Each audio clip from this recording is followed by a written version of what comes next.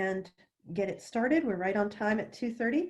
So hello and welcome to everyone who has joined for this afternoon's Master Gardener College session on native lawn alternatives. We have a few things to cover before we start. If you have questions during the course of the presentation, please use the Q&A box, not the chat box, to ask the questions during the presentation. And Rod is going to address as many of those as possible at the end of the presentation. After the presentation, you can access additional materials, such as a copy of the PowerPoint or the handout, by following the link under the handouts and other materials on the Canvas page. This section appears just below the Zoom link that you used to join the session.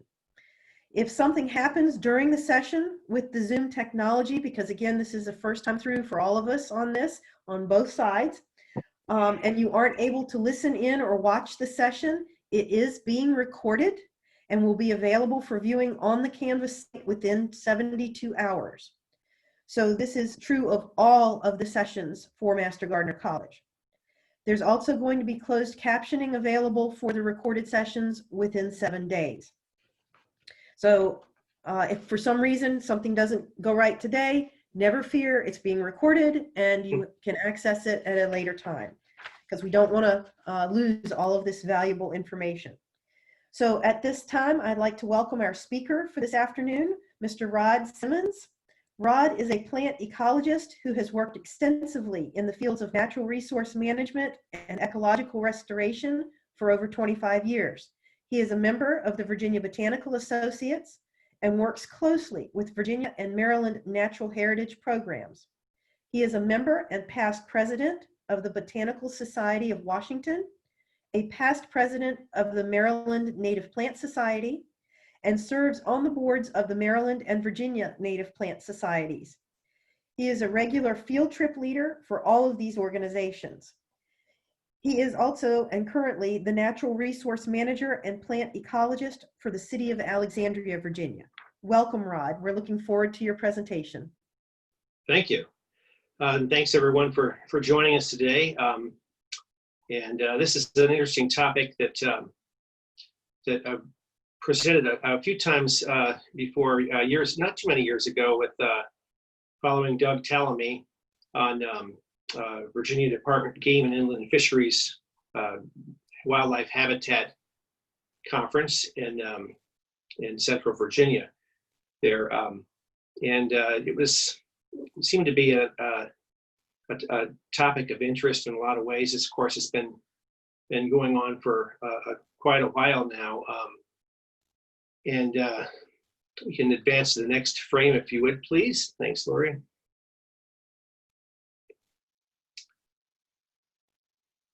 Hold on just a minute, Rod. We have had several people let us know that they are having difficulty hearing you.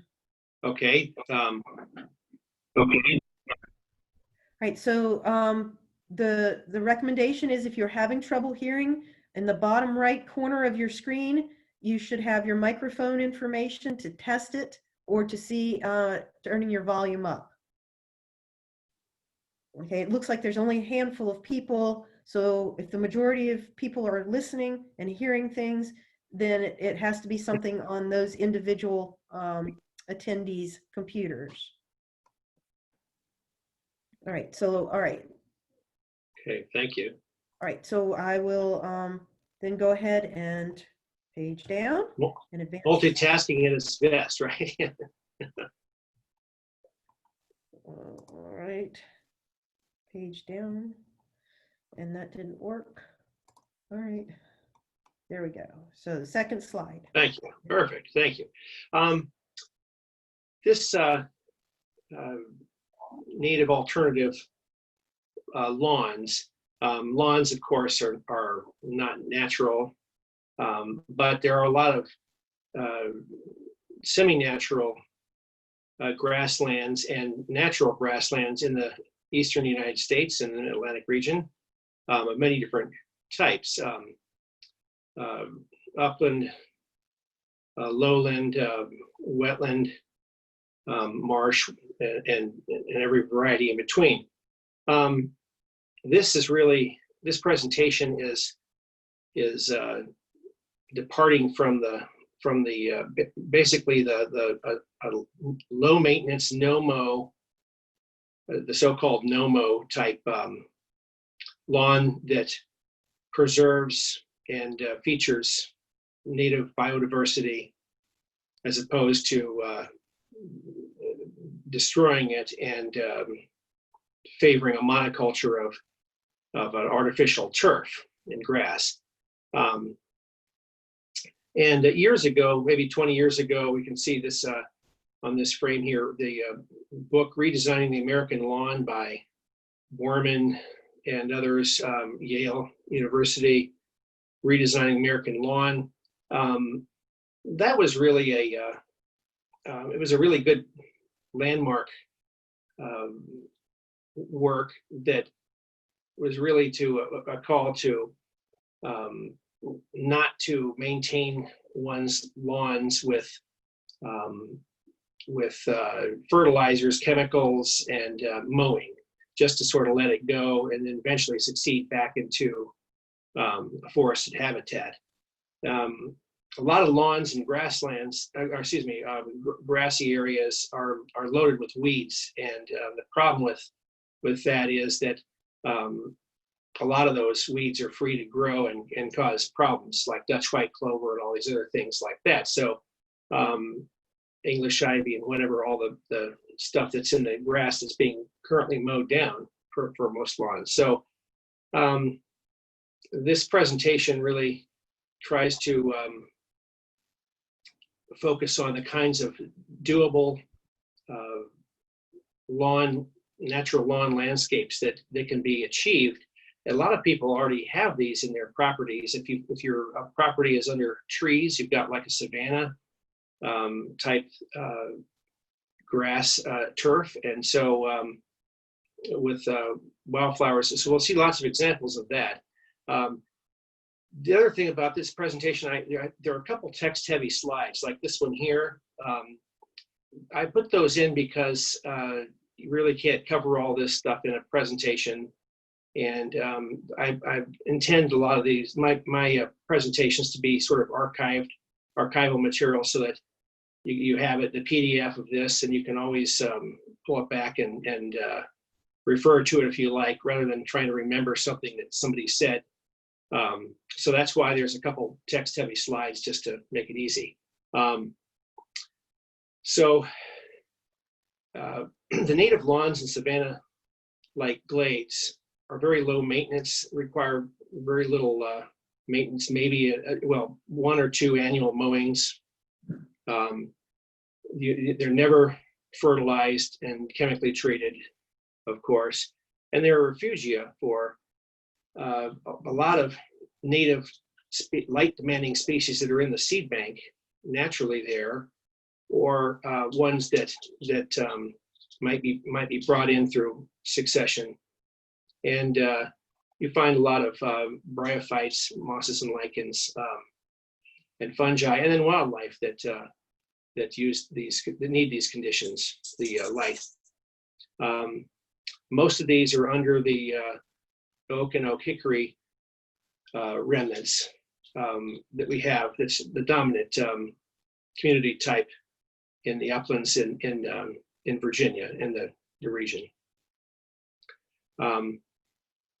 So this is really a presentation for enhancing those habitats, being good stewards of those habitats, the natural grassy areas that we have, and also the creation of them in a careful way. We can get into that, a little bit of that later in the presentation. This is not basically this is not at all a new palette, color in the palette, for, so to speak, for a different kind of garden, for folks to go out to the nursery native plant nursery catalogs and look for grassy, grass-like plants and things of open grassy areas to plant under their trees. in their yard. That's really not what this is about. We can talk a little bit about that later as well. But so, and next slide, please. Thanks. This is a typical example of what I call an upland oak savanna. So obviously a low mow, no mow type,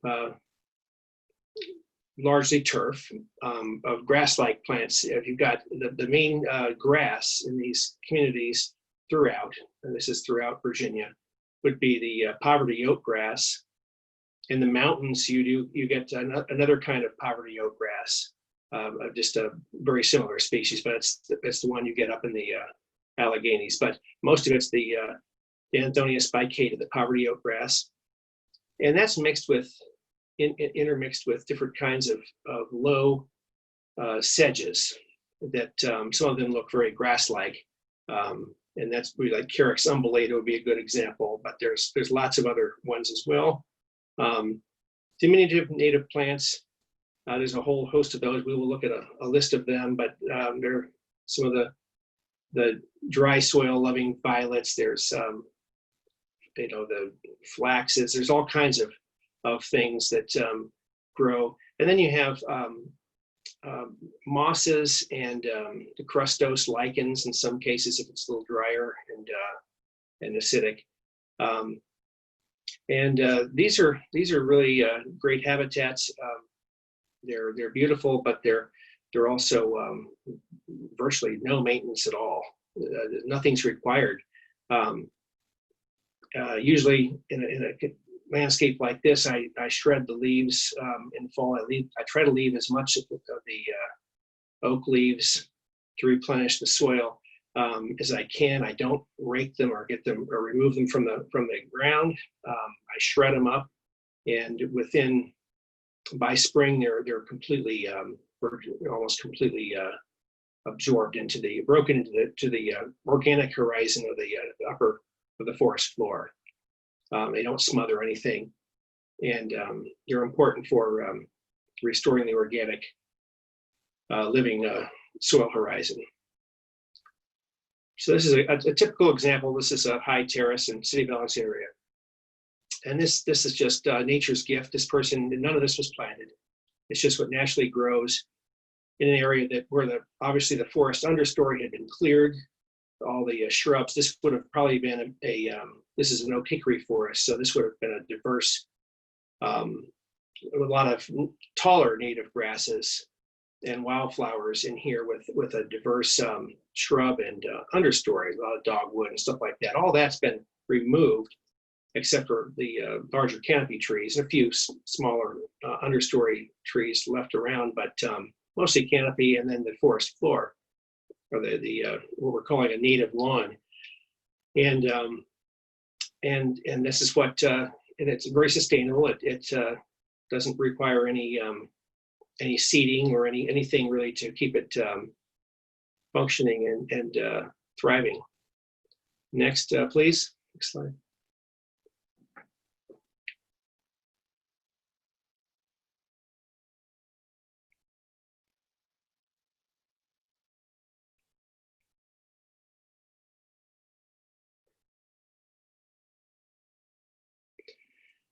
Thank you. This is an unmowed.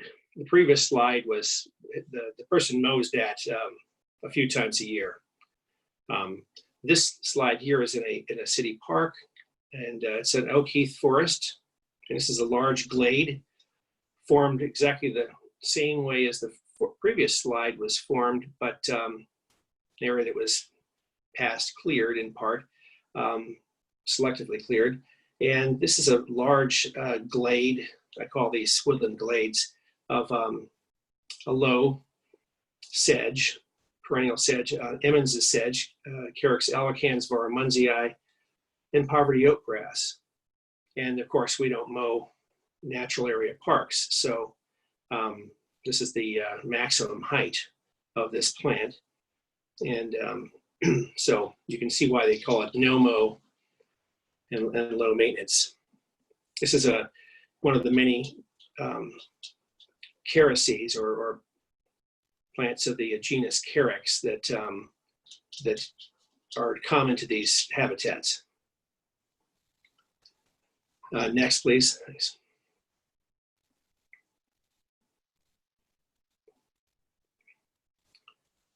Okay, this is the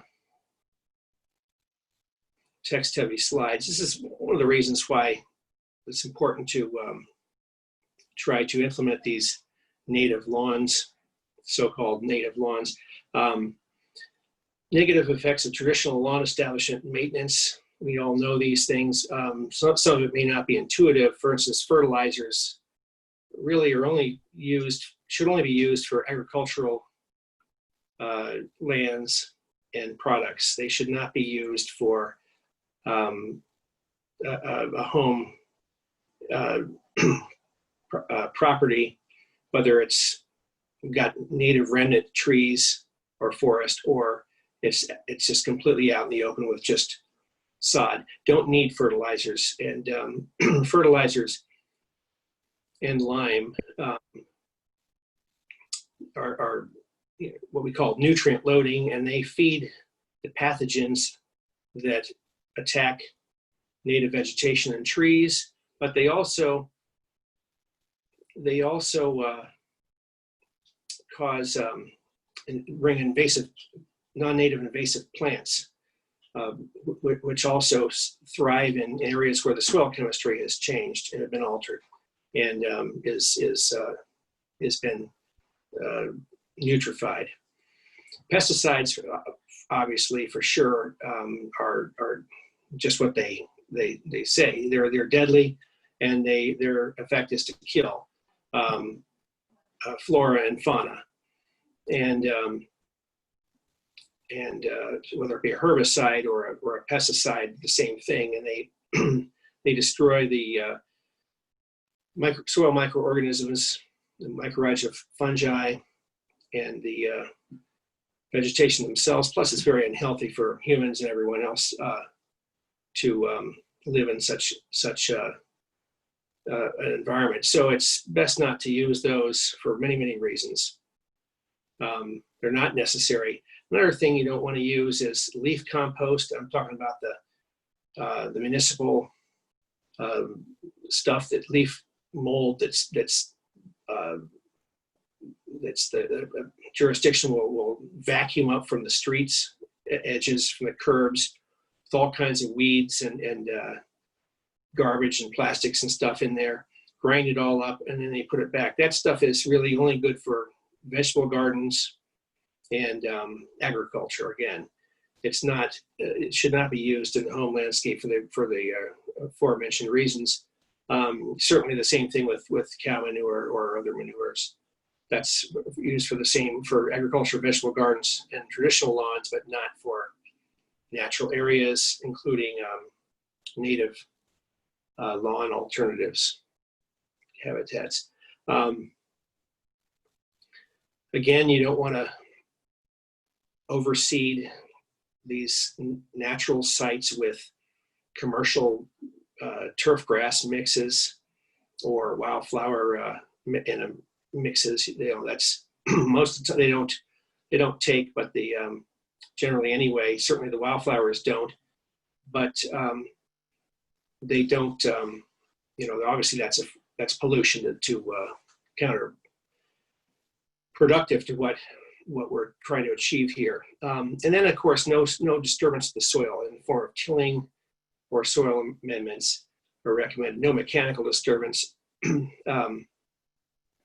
Soil disturbance equals non-native invasive plants, pure and simple, but also tilling can destroy or damage tree roots and other vegetation. So some ideas for establishing or supplementing native lawns. Shade is one of the best. If you've got native canopy shade trees, just protect them. And remember that putting in or enhancing or expanding a natural native alternative lawn is actually protecting those trees in a great way. You're removing a lot of stressors from the tree roots and the tree itself, and you're actually helping the natural conditions that sustain these canopy trees, especially the oaks and hickories and others, to flourish and help the tree flourish as well. The poverty oak grass and these carex, they grow in forested conditions, and a lot of other these plants, which we'll see along the way here. So the shade isn't an issue for them, but the shade is definitely inhibits the non-native commercial turf grasses, lawn grasses. Red fescue is not native. That will tolerate shade, and it isn't invasive for the most part. And it is technically a low mow, no mow grass. It doesn't grow very tall, and it's got a weeping habit, so it's it doesn't require a lot of mowing or maintenance at all. Not recommending it. I'm just saying that it's if one doesn't want to or can't go into the poverty oak grass and the carex all at once, the creeping red fescue is an option, a non-native option. If removing existing turf grass in the shade is the goal, rather than just going out there with a shovel and just digging it out or trenching it or spraying it with glyphosate, you can suppress it with the opposite of lime and fertilizers, which would be very careful and gentle periodic applications of iron sulfate or elemental sulfur, the garden sulfur, but never aluminum sulfate, which is toxic. And again, don't remove the leaves and the organic matter, the twigs, the bark, the acorn shells, that sort of, or caps, that sort of thing. Just in a late season, in an early winter, just grind them up with a mower and leave them in place, and that will give you a natural forest floor. A lot of the species are not.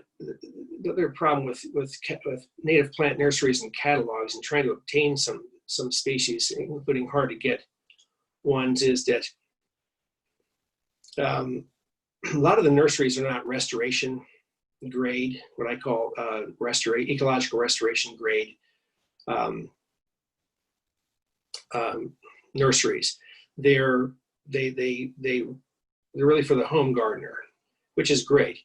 If you've got like a courtyard garden or something of that sort. But what we're doing here with the native lawn alternatives is ecological restoration, and it won't be successful, and you wouldn't want to just go out and buy a bunch of native plants hodgepodge and just put them in this lawn alternative as if it were some kind of garden. Because these are really not a garden, and per se. So you probably have a number of native species already in the seed bank that will thrive in this kind of light, in the type of light and cleared opening that where lawns typically occupy. And that can be supplemented by carefully collecting, responsibly collecting seed material and or plugs. There are some restoration nurseries. Earth Sangha is one of them here in Northern Virginia. There are some others that you can get plugs of things and you plant them, however you need to off center, 6 feet, 8 feet, 10 feet, 20 feet, 3, whatever, just to, in a matrix to give you sort of a grassy matrix. They have all the poverty oak grass. They've got all the sedges. They've got most of these things. They've been doing it for years. There's a few others out there Again, a lot of nurseries don't do that. Even some of the ones that deal to a lot of big picture restoration, a lot of those are out of state and they're really inappropriate. They don't function together. They're sort of like more of a meadow in a can type approach than they are to specialized ecological restoration. So I don't recommend that. Now it's acceptable to buy a la carte off their catalog. That works fine usually, but not just they're somebody's upland grassland mix kind of thing. Those are disastrous usually, and they're always contaminated with unwanted seed material as well. So you're getting other stuff that you don't want. Some of it is invasive. It's amazing that some of these so-called native seed nursery operations sell non-native invasive grasses and other plants, and that oftentimes they're intermixed, but is accidentally intermixed into the seed mixes. But they're also they also sell them as these blends, and that's a big problem. You have to know what you're dealing with those groups. And with that in mind, it's best to look up the best source for that is our own State Natural Heritage Division, and just Google the Digital Atlas of the Virginia Flora, and you've got great pictures on there. It'll tell you if a plant is native to every county of Virginia, if it's native there, and it'll tell you if it's been known for the county, and great comments on that page, and you can get a good sense of a plant's ecological value with that website on that page. Next, please. Rod, could you repeat the name of the nursery that you mentioned before we move to the next slide? Absolutely. It's called Earth Sangha. That's SANGHA. So Earth Sangha. It's the wild plant nursery. They're out of Franconia in Fairfax County, Virginia. We've got you can Google them. We've got a great web page. It's worth a trip to come up and get a few hundred plants and plugs, and got a great nursery and great web page. So that's definitely that's the best one I know out there, because they are geared entirely to ecological restoration, and all their material is local provenance as well. They go out and they actually responsibly collect the seed for all these species, and it's taken them a while to figure out how to grow some things that are difficult, like for instance purple milkweed or whatever. Some things are not easy to grow, but they've over a good 10, 15 years now, they've worked a lot of those out, and they grow a lot of their common material, which is what we want to work with anyway. So that's they're highly recommended for that. Sometimes you do have to go to a big company like Ernst to get something. Let's say you want a little blue stem, or you want, so occasionally they have poverty oatgrass for sale, and they will tell you where the provenance, and they do collect in Virginia as well. And you just want to make sure that it's properly labeled, and that you're just getting it just to one species. You're not getting a blend. And so that's an acceptable route as well. And that's Ernst Seed, ERNST Seed, and they're out of Pennsylvania. And they're the local, when I mean local, I mean mid-Atlantic, sort of the folks been doing it the longest, and who've made it actually a commercial success.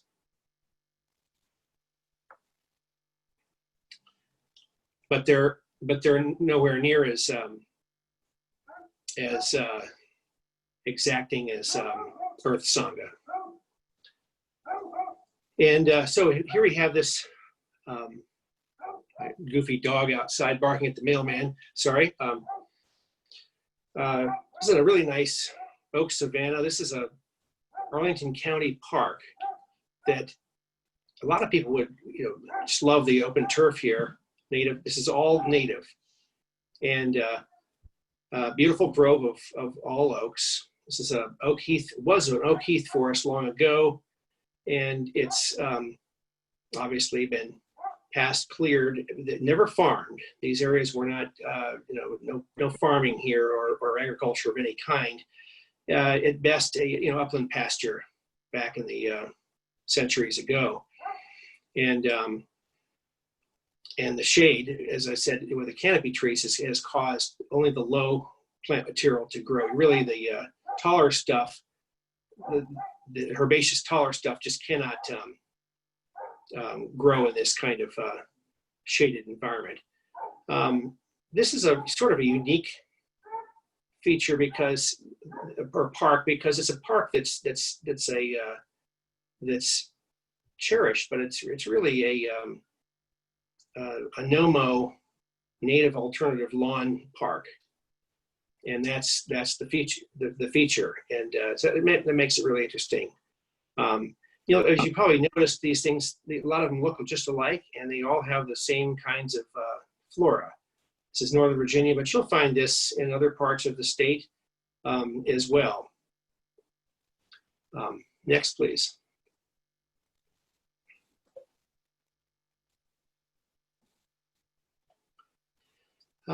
Thank you. This is, we all know this little plant, beautiful spring plant, common bluets, Houstonia cerulean. Again, mixed with our friend poverty oak grass. A lot of mosses here. You see the woodland litter, decaying litter and duff here. This is a great site. Bluets needs this kind of habitat to live. It will not grow under leaf litter in the forest. It will not grow in really shaded areas. So these native grassy glades are really like edge habitats, and they're very diverse floristically and also with other wildlife, with various fauna and soil microorganisms and such. So they're quite diverse. They're interesting. This is an actual lawn. It's just mowed occasionally, and it's a nice refugia for large stands of bluets, which you don't see in a lot of other places, but you also don't see it as much anymore. So you're actually preserving some things by maintaining and stewarding these kinds of these habitats. And the other thing you'll probably have to be vigilant in doing, depending on how many weeds you have around your property. But if you've got English ivy nearby, or Callery pear, or the Asian crab apples and stuff like that, sure, those things the birds will bring them in and drop them in your in this fertile ground, and they will sprout. And so you'll notice that pretty soon you may have a sprig of English ivy that's been growing longer, that you just noticed, or some winter creeper in there. Just carefully with a trowel, or if you can pull it out, just take it out, and that's pretty much it. Have not seen Japanese stiltgrass in these habitats. And you want to be careful. That's another good reason not to enrich in your lawn or your property, because that plant definitely responds to fertilizers and nutrients and disturbance, and it has a very hard time getting a foothold in these type of communities, the acidic native lawn areas. Next, please. Thank you. So here's some of the dominant characteristic species that we find in these types, whether you're in the coastal plain or Piedmont, even in the mountains. You got and poverty oak grass, of course, we've seen that. Autumn bent grass, that's a very common grass. You see it in late summer and fall. It's got almost like a hair-like foliage and very delicate inflorescences or flowers. Lots of panic grass. Those are the dicanthelia. There's lots of those kinds. Sometimes they'll make an entire dominant stand. I've got it like at Fort Ward Park, an old Civil War fort in the city of Alexandria. There's acres of it. They've just formed an entire lawn with it, which is great. It's a great to have that much native grass in that area. The aristidas, the three-on grasses, and then the other poverty grass, the spirabolus. Most of those like exposed mineral soil. They're the plants that take really tough habitats. Sedges, we've discussed some of those. Parasol sedge, Carex umbellata, Carex nigra marginata, retroflexa will form a lawn by itself practically. You find that in that's even mixed in some grass seed mixes that people are unwittingly buying. That's probably how it gets spread around a lot, but it's native. Carex tanza, many others. What a lot of folks use and buy is Carex pennsylvanica, and that's good. That makes a beautiful lawn. That's actually the sedge that's on the cover of this PowerPoint presentation. That's a photo I took of from back in down in the southern Blue Ridge, outside the nice town of Silva there, and that was a birch orchard, but you find that commonly in oak orchards of the the summits of the Blue Ridge and Alleghenies. The plant is really not common in the coastal plain, and not really common so much in the Piedmont as well. In some areas it is, but it's more specialized, but it's very common in the mountains. And it does make a nice lawn. And a lot of people use it for that reason, who are those who want to use native species. Path rush just comes up on its own. That is that really dark green, smooth,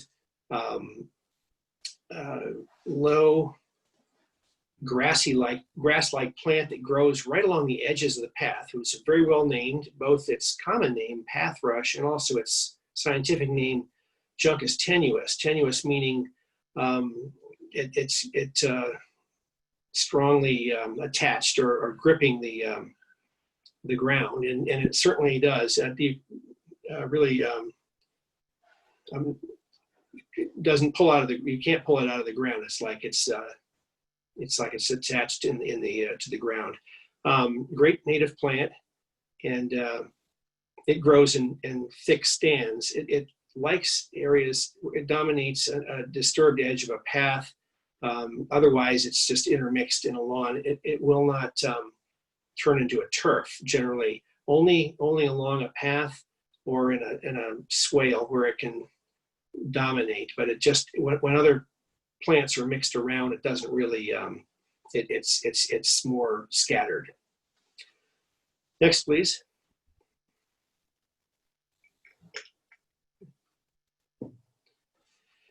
This is a cool, really nice swale. This functions in many, many ways. Simple habitat, the same woodland native glade, the same species that we've been talking about. This is an acidic oak hickory forest remnant, right opposite John Glenn's former house in Arlington County. This is great because it's great habitat, but it functions as a gigantic rain garden. It allows rainwater to infiltrate the soil and actually get back into the water table, replenish the water table, and it keeps alive all the soil microorganisms and the mycorrhizal fungi that keep these trees alive. These trees are perfectly healthy. They're not bombarded with stressors like lawn chemicals, lime, fertilizers, pesticides, and disturbance. So again, I wish my yard was like this. I inherited a yard that was a combination of a lawn that was a combination of a traditional turf in an old upland pasture in an acidic oak tree forest, much like this one, but a lot weedier because of all the horticultural escapes. I'm talking about stuff like the liriope, and which it's all intermixed in my turf. So I wish I had something as clean as this example here, rather than the mess that I've got. But slowly, I'm digging out and the weeds and trying to bring this kind of community back. So next, please.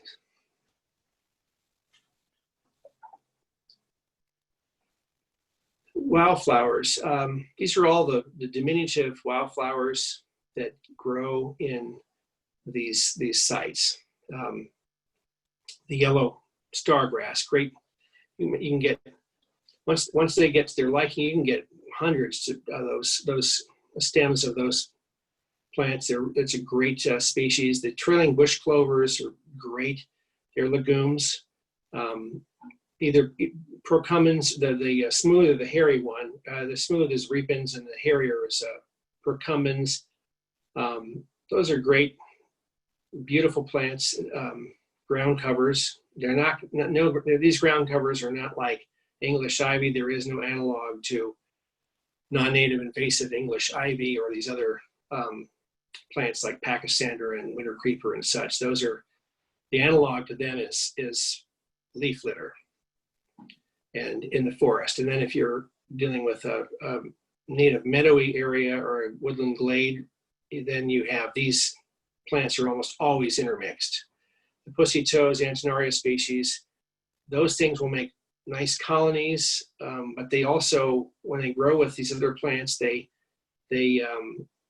share the space with them. And so you can in spring, you can see a whole, hundreds of square feet of these blooming at one point in time, and then they go down to the floor, and the grasses and other things grow around them. Dwarf dandelion, same with the Kriegia virginica, great native dandelion. These are all native, of course. The pinweeds, the same thing. They usually make colonies. They like mineral soil usually. The nailworts, Paronychia, they grow beautifully intermixed in these communities with these low grasses and sedges. Wild basil, that used to be called Saturia vulgaris. American pennyroyal, tiny little annual mint. Grows about 6 inches tall at the most. Lyre-leaf sage is great. We'll see a lawn with that coming up. The little skull caps are wonderful. The oxalis, the toadflaxes are taller and slender. Plantago, the native Virginia plantain, the potentillas, those are spreading like the Antenaria and the Lespedezas. They crawl along the ground. The buttonweed is seeds in profusion. The bluets, the same thing, and same with the field pansies, which a lot of people are pleasantly surprised very early in spring when they look out and they see just this white cloud or white light purple cloud of some flower growing in their grass, and it looks like the petals of something, that cherry tree or something has dropped them, and it's, when you go look at them, there's tiny little field pansies in there in the grass, and a lot of these things disappear, and they have a seasonality to their life history, and they all can be mowed. Next, please. Here's a good example of an area that's mixed, the carex, the poverty oak grass, the St. Andrew's cross. You get some blooms. You can see some blooms there on it. The potentilla, canadensis, the cinquefoil. A lot of bryophytes, some crustose lichen in there, and great wildlife habitat. And when you see this kind of a grassy area, you know it's healthy, and it's and you know the trees that are near it are doing very well. Next, please.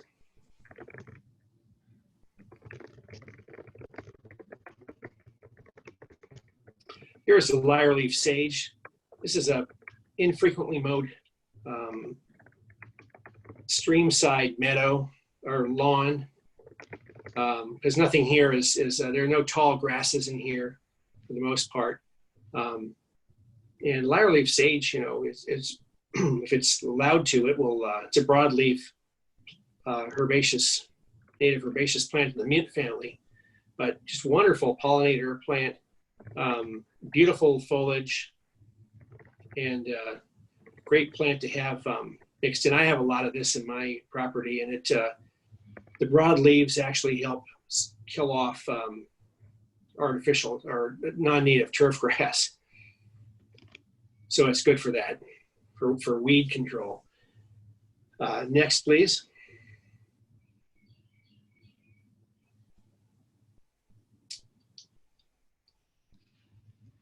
This is, again, nature's gift. This is just the back to the stewardship aspect of these things. This is a city park in Alexander. It's an old floodplain back swamp. The trees here are swamp white oak and pin oak and bitternut hickory and green ash and some other trees. They're all old age, beautiful soils, and there's a big carpet of spring beauty and other spring ephemerals mixed in with a lot of native grasses, including some in some of the drier places areas, poverty oak grass and such. And this we don't seed this. We just leave it as is, and we don't do a spring mowing here until long after the spring beauties and others, the flowering wildflowers and plants have flowered and have set seed and dropped their seed. And this really requires, it's a shady area. This only requires mowing maybe twice a year at best.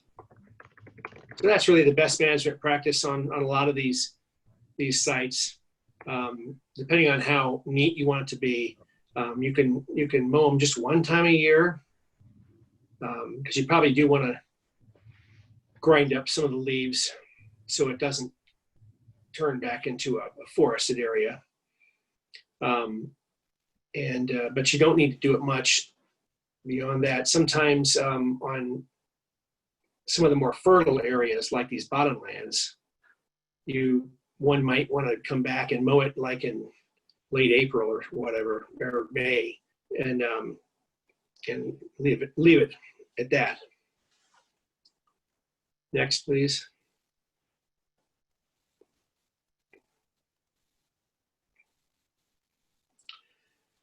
This is, just an elegant, very simple, but very healthy and biodiverse moss lawn in a wooded section above Donaldson Run in Arlington County, Virginia. Great water management, lots of groundwater infiltration. It's perennial. That's a little spring seep that goes through the center of the property there, and it's sort of a damp site. A lot of mineral soil about, and no grass here at all. And it's just almost all bryophytes. There's some native, there's some violets and a few of the other species that we looked at in here, a few carex and stuff, but this is not, it's acidic, but it's not dominated by grass and wildflowers. It's just entirely moss. A lot of people would love to have this. Sadly, there's a lot of products in the garden centers and such of ways to kill just about anything, but moss being one of them. But this is a hard thing to get, but it's nature's answer to this property and to these kinds of conditions. And there's not a lot that grows naturally under beech, and this is an old age beech forest here. And so this is a perfect use of a perfect lawn solution for this site. And it's an example that you don't need to necessarily go into use grass and associated plants. Next, please.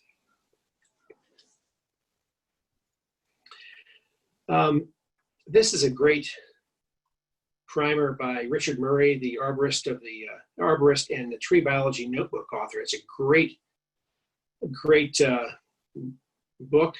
I would definitely recommend picking up a copy. It's not expensive, and it's you can just Google that and get one. It's loaded with pictures and just great stuff that you don't find in a lot of other sources. There's a lot of dendrology in there, but there's a lot of case studies and the like.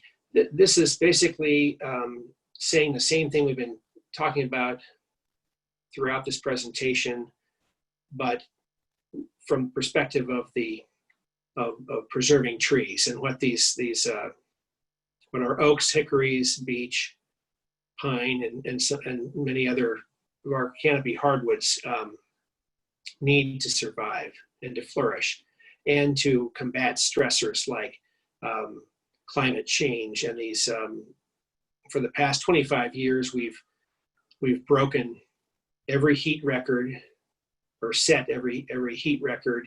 We've the same for growing season drought. We've sort of gone to for most years consecutively in that time span, we've gone to more of a dry season, rainy season, except our rainy season isn't all that much.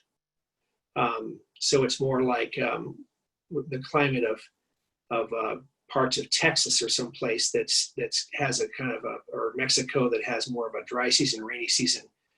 It's definitely not the atmospheric conditions at all that the plants that have evolved to vegetate these are Virginia and eastern United States have evolved in at all. But they don't have a lot of the white oaks and the chestnut oaks and things like that are probably even greater stressed by things like high ground ozone in urban areas, and the high heat and the drought. They can tolerate drought, as Richard points out here, but not in combination with lots of other stressors like pesticides and soil disturbance and all these other things. And then the destruction of the mycorrhiza fungi with the fertilizers and pesticides and such. And these trees didn't sprout in those conditions at all. They sprouted in an even moisture regime, where no month was no rain. We didn't have that. We just didn't have. That's not the natural conditions of the Mid-Atlantic region. So this is put this slide in here so folks can refer to it. It's a great write-up in short by Richard, but there's a lot of material like this in his book. It's definitely worth getting. Next, please.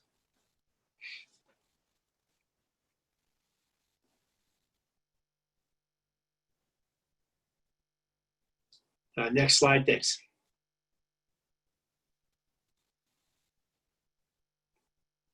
Thank you. This is a common scene along the Blue Ridge Parkway. This is a gigantic clone or colony of hayseed fern. And that's about it in an oak orchard, northern red oak, Quercus rubra.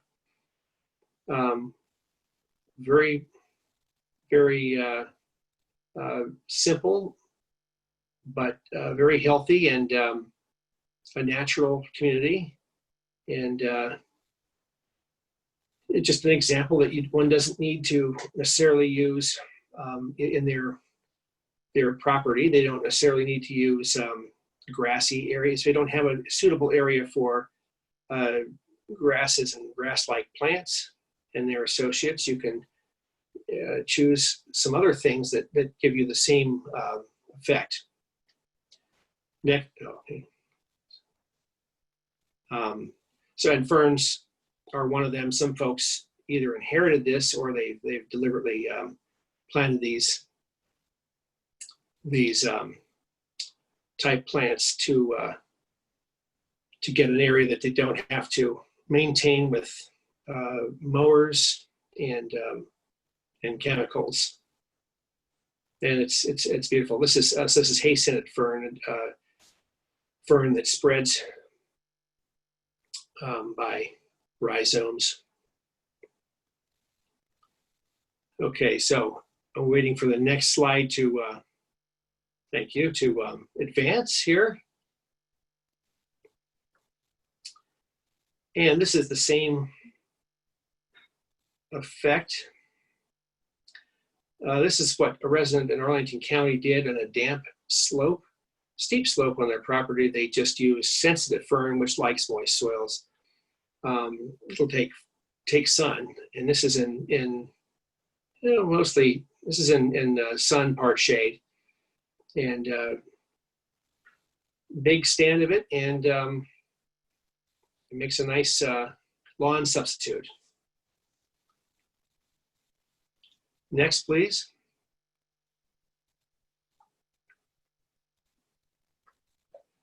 Okay, well, next slide. Thank you, Lori. Okay, and if you're out in sun, you don't have any trees around your property, and you want something, but you don't want to go into necessarily a meadow and get into meadow ecology and the like, you can do a very simple design by planting the rhizomatous common milkweed. This is the Skyline Drive. This is the visitor center there. And they just used common milkweed all the way throughout. That's their front yard, their front lawn. And it's a great, looks great with the house. And it's a very biologically productive, healthy planting and example. Great for pollinators, but for lots of other things as well. And again, no maintenance. One time, mow it once a year is probably all they do. And it's important to, when you're planting, whatever it may be, to native species, to use the common successional plants, not the rare material. The rare material is, or what some folks call late successional material. It's very hard to get established for one thing, but so you just can't shoehorn it into an area.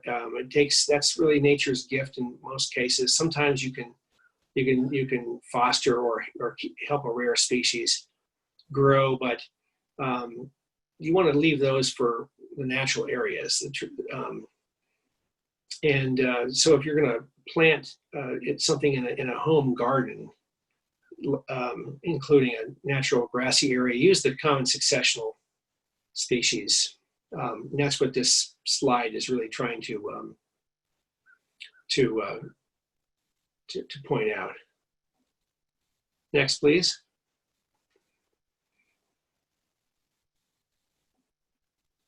So with these native lawn alternatives, what you're also doing is, in addition to producing a beautiful, aesthetically beautiful garden habitat, you're also, and protecting your canopy trees, you're also providing great habitat and health for the foundation of the entire ecosystem, which is the insects. And you've got on the top, this is an ant hive or nest in a Carex umbellata patch with the cinquefoil on the ground, thriving the native ant species, which disperse seeds and perform a very important role in the ecosystem, of course. Grasshoppers, and then and just countless other insects. But then the bottom right, you've got the solitary bees, which are ground nesters, and tremendously important for as a native pollinator. That's what pollinates a lot of orchards and agricultural crops and our valuable native plants as well. Next, please. And I guess we are at questions. So open up to Lori there. Okay, well, we have some really interesting questions, so we'll start sort of at the top. All right, what is your opinion on planting native mountain mint under a stand of oak, hickory, and tulip poplar? That's a rather tall plant. Native mountain mint, that's a great plant for that, because that is oak, hickory. If you've got hickories mixed with your oaks, you have an oak hickory forest. If you've got heath plants mixed with your heaths or mountain laurels, huckleberries, blueberries, those guys, that is an oak heath forest type. So, there's two different types. Mountain mint is a characteristic plant of an acidic oak hickory forest and other habitats as well. There are lots of different kinds of mountain mint, and some are native to different parts of Virginia. So what I always stress is that to use the digital atlas of the Virginia flora, look up the plant that you've got in mind or that you're thinking of, and see where it grows. If it's in southwestern Virginia, if it's in northern Virginia, if it's all over the place, if it's dominant, if it's really rare, that sort of thing. And let that guide you, because that will give you the best result as well as the most biologically productive action. And so, my property is in an acidic oak hickory forest, at the top of a high hill here in Arlington County, and I use that as a staple. The narrow-leaf mountain mint, Pycnanthemum tenuifolium. Some of those are pretty squirrely to tell apart. That's an easy one. That's probably the most common. It's widespread.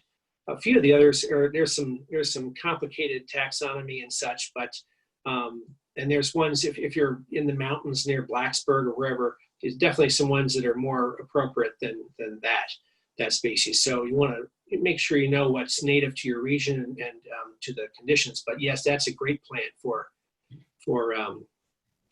what you described. Okay. And then I put the link to the digital atlas in the question and answer thing, but just in case, it is vaplantatlas.org, vaplantatlas.org.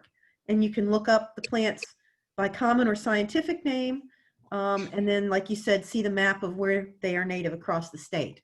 All right, the next question, actually there's several people asking questions about deer problems, and do deer eat hay-scented ferns, the native grasses, and other plants in these areas?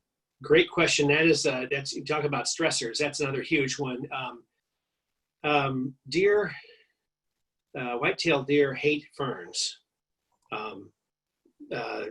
about as much as they hate eating non-native invasive species. They hate ferns, so they do not eat hay-scented fern, Christmas fern, things like that. You wouldn't, Christmas fern would be for different habitat. As far as the native grasses, they really don't like grasses. They like the crunchier browse. They'll eat a tall herbaceous plant like they love Turk's cap lilies and turtlehead and stuff like that. They will bite as you guys all know, they'll just bite the flower head off and eat it before it blooms. They like the orchids, the lilies, those kinds of things. But they generally don't go after grasses and a lot of the grass-like plants. They're just too small in the ground. It's just not there. There's plenty of other stuff they can go for. Now, that's generally, in most cases, in most people's yards, that sort of thing, that's what you'll encounter. In some jurisdictions like Loudoun County, Virginia, and in Montgomery County, Maryland, you can go to like the gold mine track at Great Falls, Montgomery County, Maryland. Everything there, including the starvation food like pawpaw, is just eaten down to like a 2-inch nub. Sure, you have these beautiful old age canopy trees, but nothing, everything, the understory and the shrub layer there has just been eaten to the floor, except for a few things like spice bush that they can't reach that are taller, but they eat everything. So there are some exceptions where the deer are so overpopulous and they have such miserable living conditions and quality of life that they're just eating starvation food and everything else down to the nub, and they've got no place really to they're in these larger areas. So generally the native alternative lawn plants and habitats are spared from deer. What is the carex that you referred to that was common in the mountains? That's called Pennsylvania sedge. You can again look at the plant atlas. That's the Carex pennsylvanica, and that's the one that the nursery industry has really taken off. And the grass nurseries, sell that because it's as a native lawn substitute.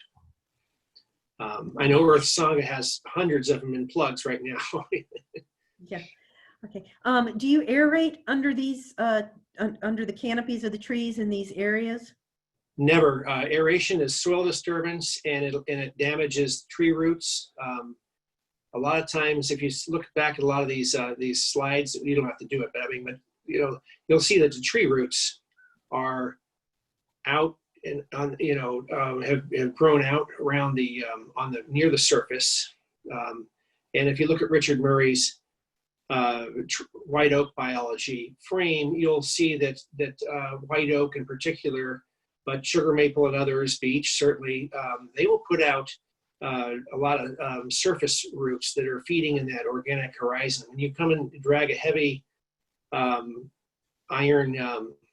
or heavy steel aerator with with prongs on it, it's going to be crushing those roots pretty badly. And so no, they don't need an aeration for that. That's an artificial, that's totally unnecessary. That's only used for artificial turf and for traditional turf and athletic fields and the like. Okay. You had said that for leaf fall, you mow them after they fall, of course, in the winter, like between November and February. Use a regular mower, just shred them up and leave them. And so one of the questions then is, doesn't this harm insects overwintering or living part of their life cycle in the leaf litter? That's a good question. And with that in mind, I shred them before the winter season really begins. So before, I'm in early December, before anyone can start using the leaves, I've shredded them and I let them sit. I don't do them in January or February, and I do leave the standing vegetation in planting beds around. So that's really good because that's where fireflies and a lot of the other insects will overwinter in those, including on the stems of the taller native plants, the herbaceous perennials and grasses that we have, that a lot of us might have. So those areas, even if it's non-native plants, or in a garden. It's best to let that stuff sit until I think the end of March is okay. Some people say, well, wait till the soil, the temperature gets to 55 consistently, and then everything is out and about, and has left the shelter of those areas. So yeah, if you want to mow it, you don't want to mow early, just a few weeks, no later than a couple weeks after everything is down on the ground. Okay, so October, November, December timeframe. Okay. Yeah, depending on where you are. Mm-hmm. Right. And let's see. Is there anything you can do to discourage stilt grass?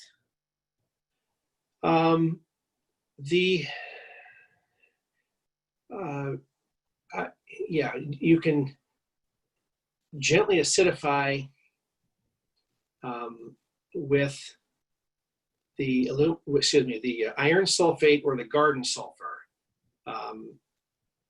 And stilt grass does not like heavy shade, but nothing else. But real heavy shade, of course, will just give you leaf litter. Not many things like heavy shade.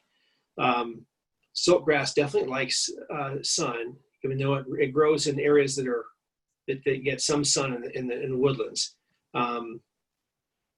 And what I recommend if someone's got a bad stilt grass problem, large or small, if you've got large acreage or small acreage, take in right about now, or maybe even a few weeks earlier than June, maybe in May, when you start to see these guys coming up, you can go from like 0.5% to 0.75% solution, less than 1, and just overspray if in these areas.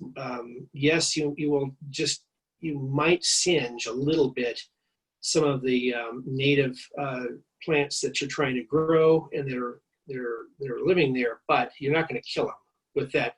And glyphosate really is made for grasses, so it really kills grass, whether it's an annual or a perennial, just wonderfly.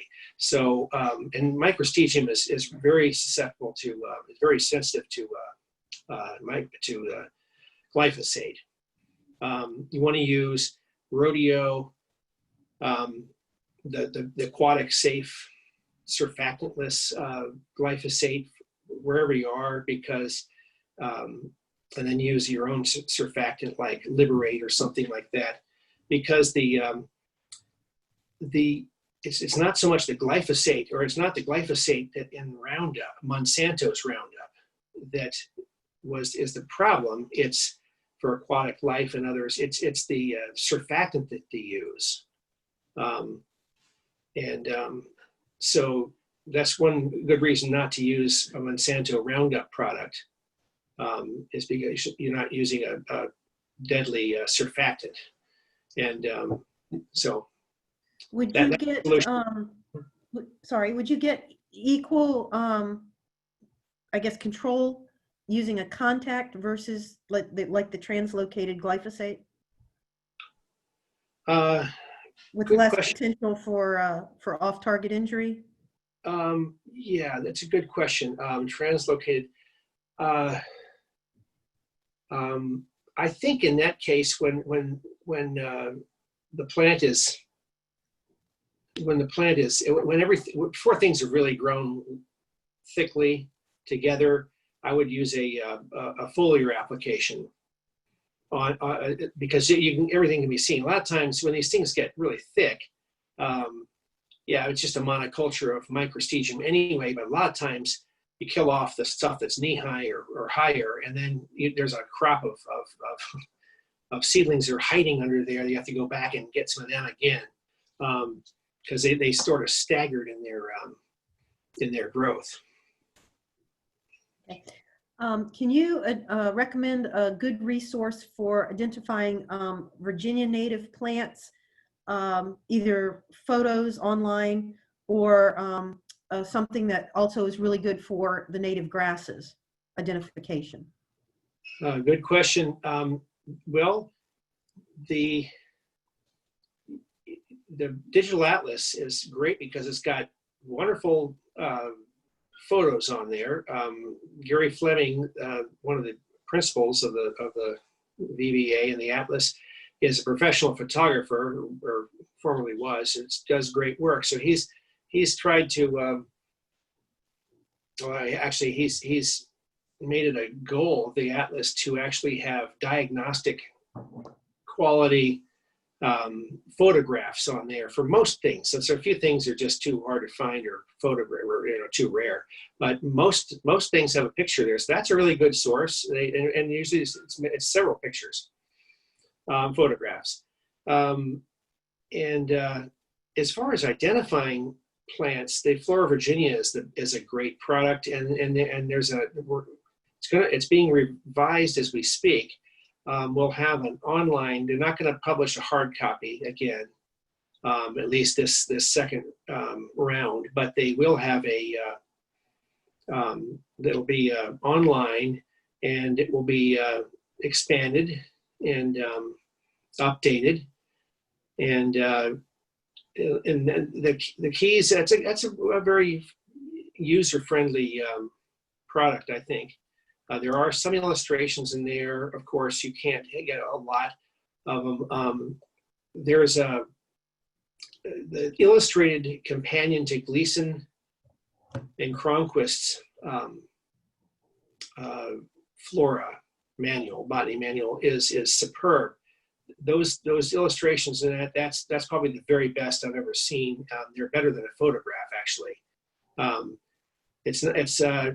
It's worth buying. It's not a cheap book, but it's if you can, I think you can pretty well find it online if you look for it. It's a Gleason and Cronquist illustrated guide, and I think that they pretty much have the diagnostic botanical drawings, line drawings of every single species for the most part that you're going to find, including the grasses.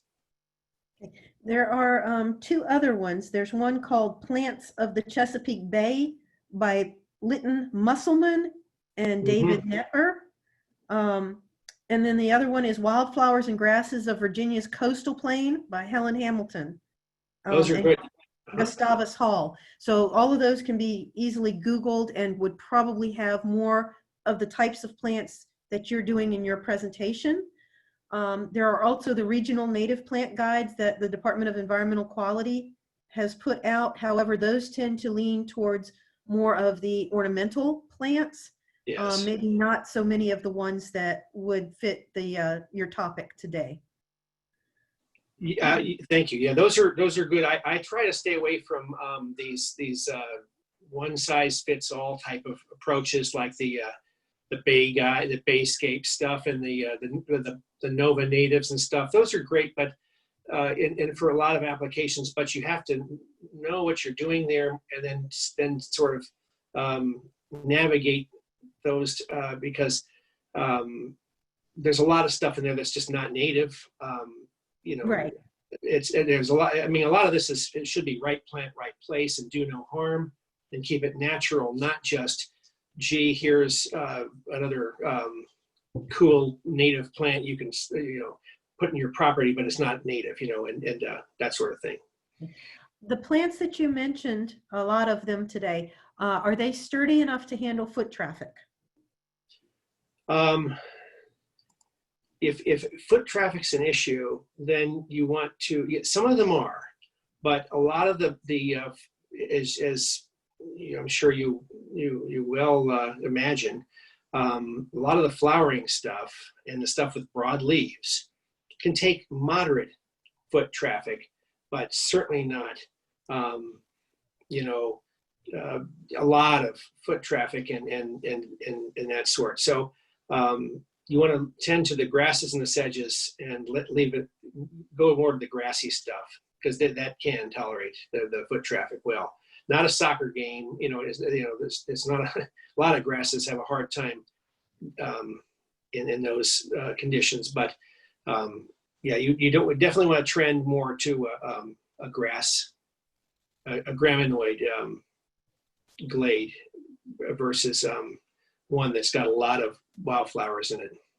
Okay, what are your tips for establishing these plants?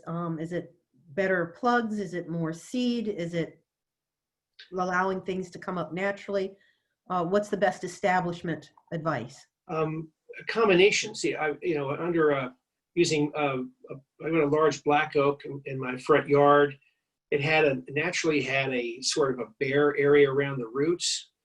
And what I started doing there is I went from some development sites nearby. I rescued some sods, and I would just take a flat spade and cut out like a 1 square foot sod of a poverty oak grass, carex kind of one of these sods from along these examples we've seen today, and carefully put it in there, and so I have that, and then I supplement it with like little plugs from Earth Sangha of like poverty oak grass. I just planted a bunch of them this spring, and then some other things, a combination. Some things like the annuals, I just left the pot there, and like for instance, like the American pennyroyal, that just seeded like crazy. It went sun, so it's just crawling out in profusion. What I mean by crawling, not rhizomatally, but it's seeding itself all over in the place that likes best. The same with the lyre-leaf sage. I've used a ton of that. That's all over my property now, in really thick stands. I've got to be, in my case, I've got to be vigilant because I've got the rhyopy, which it requires like a hori knife to dig down to get the roots, and then follow them to the other, the other runners and get them out. But overall, I mean, slowly it gets cleaner and more of what you want it to be.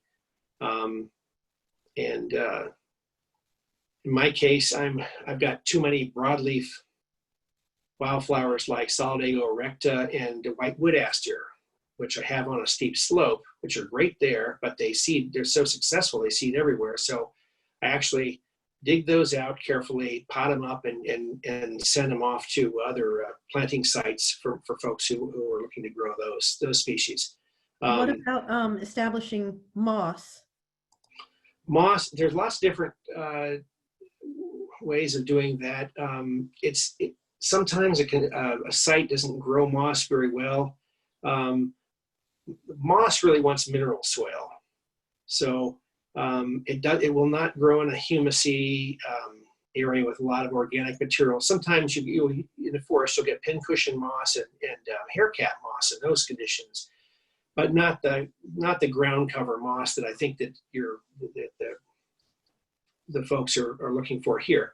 In that case, those are areas where you have just have open mineral soil, and that's where your poverty oak grass and these early successional things like the moss and the bryophytes, they come in and they just take over those areas easily. So if you've got lawn existing now, or leaf litter, or mulch or whatever, you're not going to get moss growing in those areas. Generally, if there's dampness in the grass, sure, there's moss in there, in most lawns on the ground. It's just out of sight. So if you remove the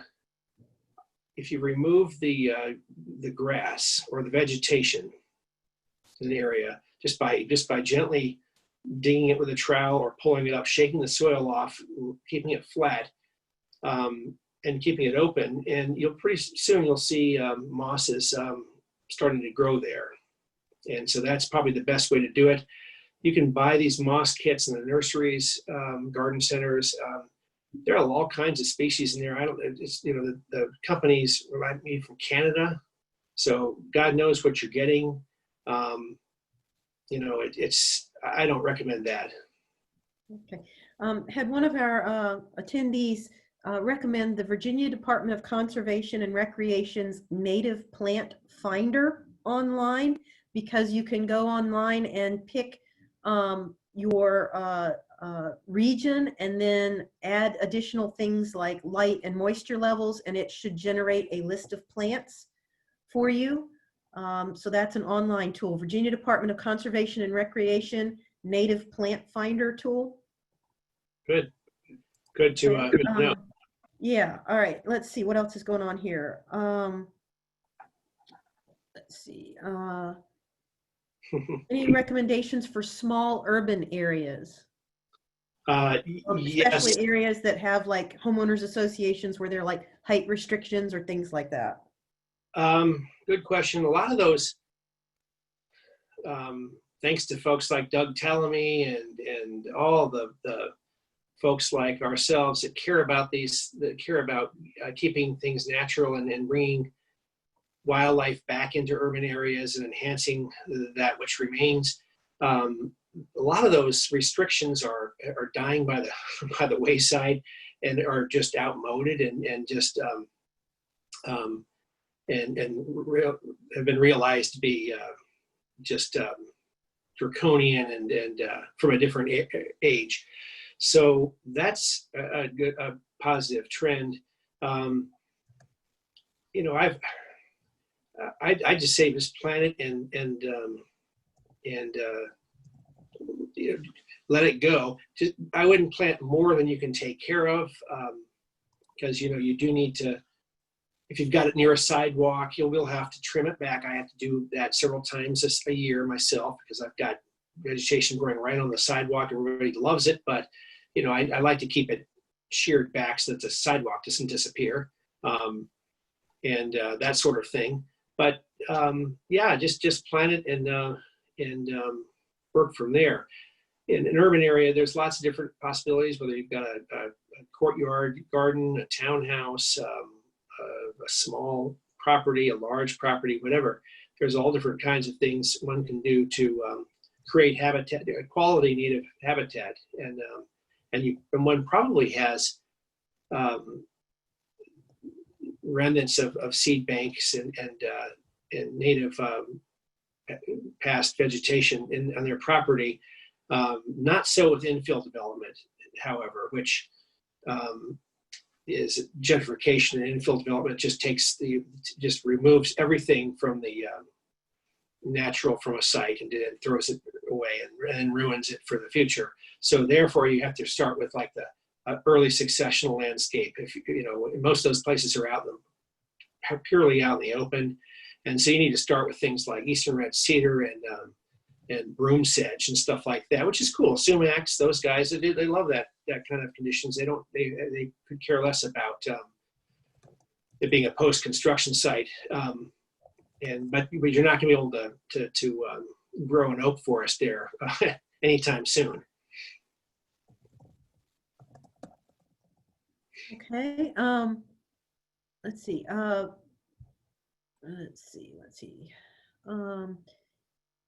There's another question about natives specifically for clay areas or sun areas, or other specific areas. And I think that goes back to your earlier statement about match up your plants with your growing conditions. Yes. And the way to look at that, is get a sense of the local geology. There's some, if you're in a bedrock area, or if you're in a coastal plain, or in the Piedmont, whatever, and most places are clay or a heavy soil, a mineral soil. If you're in a rich loamy or a loamy woods, where the soils are friable or loose and rich in organic material, those are areas where you're going to get a lot of weeds, perhaps. They're going to be at least vulnerable to that if any weed stressors that are around, vectors for weed. But other areas are remarkably resistant. So clay really isn't a problem for native species at all. In fact, it's a blessing because it helps retain moisture, and it's a great medium for the plants that like open mineral soil. So that's a great thing clay, having clay is great versus having sandy soils are a lot tougher to work with sometimes. There's a whole suite of plants like those, but you just have to, again, the digital atlas is great in that regard, and especially the comments. The nice thing about each plant gets an entry, and after they go with whether it's native or not, the synonymy, that sort of thing, then they have a section that gives you a little short section on the habitat, and it will say, and then it's distribution, and it'll tell you if it's something that prefers calcareous soils or mafic soils, which are base rich, base cations, calcium, magnesium, that sort. Or if it's something that's an acidophile or something that's doesn't really care about its preferences, that sort of thing, or likes all kinds of soils, like Carex pennsylvanica, and can grow in different substrates, but a lot of other things do as well. Okay, where our time is up, we still had a few more general types of questions about if you've got existing cover and how do you get rid of that before you can start transitioning to natives, things like that. Since our time is up, my recommendation would be to talk with your extension agent, or you can email me, ljfox@vt.edu, and I will discuss with Rod how we need to forward any of these additional questions to him, or some of you from the specifics you're asking may want to have private conversations with him. But we will try and get all the questions answered. I will remind you again, all of these sessions are being recorded so that you do have access to go back to them and listen to them, write down the references and information from the slides that were mentioned. And I do want to, again, thank Rod very much for his time and expertise, starting off Master Gardener College with us today. And thank all of you for attending, and hope you enjoy the rest of the sessions. So we're going to close the session at this point. Thank you. Have a great rest of the day. Thank you. Thanks, Rod. Thank you. Enjoyed it. And I'm happy to do the questions. You can send them to me. We can work it out however you like. Okay. And we can put them. You can sort of collate them to as a theme or whatever. We can answer them in broad spectrum or whatever. However it works. Happy to do that. If you want to send some directly to my email address, it's fine too. I'll be in touch to let you know how the coordinators are going to handle the questions that we didn't get to. Absolutely. So Great. Have a great rest of the day. Oh, you too. Thanks. How many? We got a pretty good crop. We had 141 at our highest count. Yes.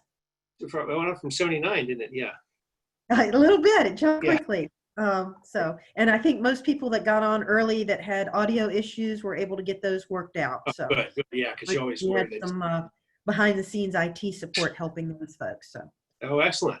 Well, it's a good operation. Done a great job. Thank you for your help, because it's it's a lot of multitasking there. Okay, well, that's what we're all trying this out to see how it works. So thank you. Well, thank you. Take care. All right. Bye-bye. Bye.